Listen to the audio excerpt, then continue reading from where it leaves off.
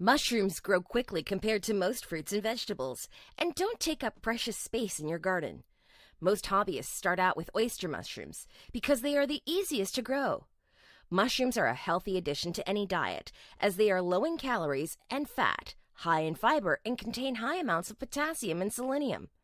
Mushrooms are best grown indoors where the temperature and light conditions can be more readily managed. Things you'll need to grow your own oyster mushrooms are straw. Wheat straw works best. Plastic bags, medium or large size. Oyster mushroom spawn, which you can get online, or you may need to find your local supplier. Spray bottle and water. Method: before you begin, wash your hands and clean all your surfaces well. It's very important to be hygienic when cultivating mushrooms, as you do not want to grow the wrong types of fungi. Once you've got all the materials, the first thing you need to do is pasteurize the straw. This essentially means heating the straw in water to around 70 to 75 degrees Celsius and holding it at that temperature for around 45 to 60 minutes. Pasteurization kills the bacteria. Before you put the straw in the pot, cut it up into small pieces around 1 to 3 inches in length. Once you've pasteurized the straw, take it out of the heating pot with tongs and let it sit in a clean tub while it cools down. It's important you don't put the mushroom spawn into the straw until the straw is at room temperature. Otherwise, you will kill the spawn. When the straw is cooled down, pack your robust plastic bags with straw quite tightly and then distribute some of the mushroom spawn throughout the straw. Put about 3 or 4 pieces of spawn-covered dowel in each bag.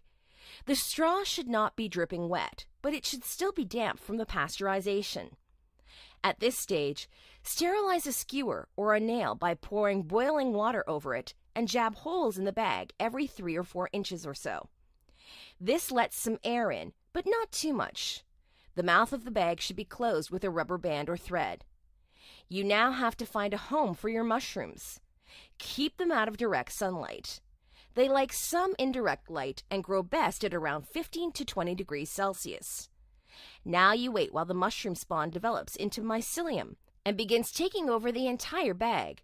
Mycelium looks a bit like white furry cobwebs, and you should start seeing it develop in the first couple of weeks. It's very important that your bags of straw stay moist but not dripping wet. Spray some water if required.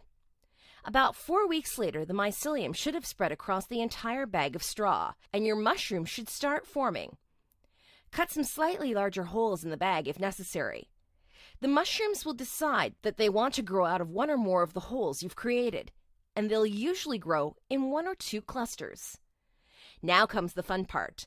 The mushrooms essentially double in size every day, so within a week or so you should have good-sized oyster mushrooms. Mist them with water 2 or 3 times a day over this period. Again, not so they are dripping, just so they are moist. The mushrooms should be harvested while their rims are still curled over a little and pointing downwards. If their rims seem to be turning upwards, it's probably time to harvest. To harvest the mushrooms, give them a twist at the base. This ensures that you leave the very bottom of the mushroom still in the bag. You want to leave that part behind, as it is needed for subsequent flushes of mushrooms. If you keep the mushrooms moist in suitable conditions, you should get 3 or 4 flushes of mushrooms. When your bags stop producing, the straw can be used as mulch for the garden. Alternatively, you can distribute some of your straw into new bags of fresh straw and the growing process begins again. If there are any mushroom experts out there, be sure to share your advice in the comments below.